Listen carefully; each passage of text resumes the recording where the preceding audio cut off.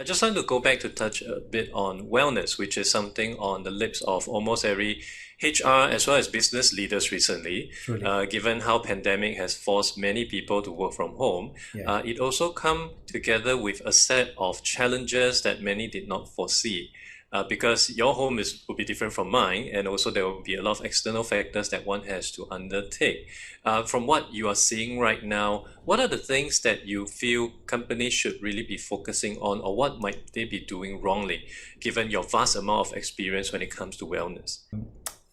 The fact of the matter is companies were unprepared to tackle this problem. Let's face it. They were not prepared. Nobody told them that 20 is going to be, pandemic year. So it is very few organizations I can think of. The company I used to work for, they were already ahead of the curve in terms of, having employees work virtually. But a vast majority of them had to scramble, right?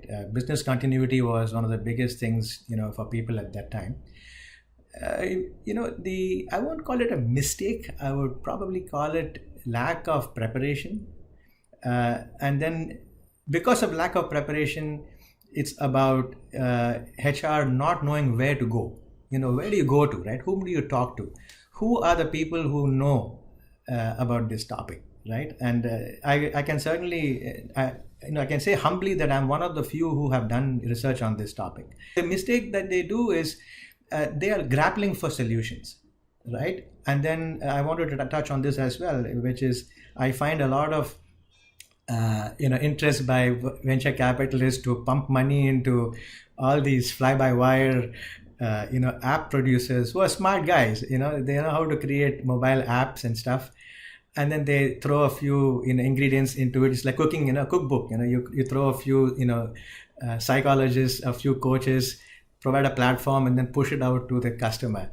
That to me is a disaster, to put it bluntly, because they are trying to diminish the actual the underlying challenges that employees actually have by providing a solution that I feel will only cause more harm than good.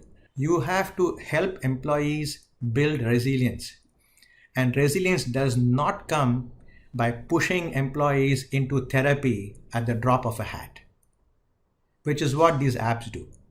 Want to keep this as a very distant. I don't want to completely,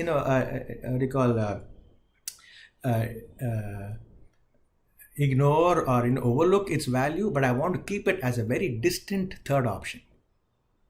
The first option is the organization has a good culture. If organization culture is good, if the values are good, if the leadership practices these values, thumbs up. The second thing, if that seems to be not so great, then at least use L&D resources and share knowledge, share education in order for employees to build the strength. It's like going to a physical gym, right? We go to a gym to build our muscles. There are abilities for the mind to build resilience as well.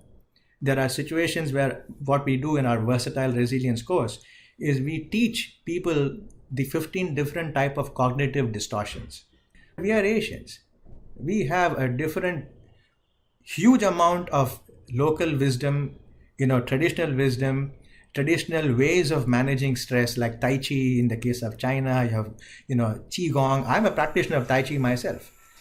And I also do yoga. We've got India, providing you with so many things. There is absolutely no need for all these apps. What's important is now that we know that there are certain aspects of psychology, which is what I call as cognitive distortions, you don't have to become a mental patient to learn this stuff. You can teach this in a workshop.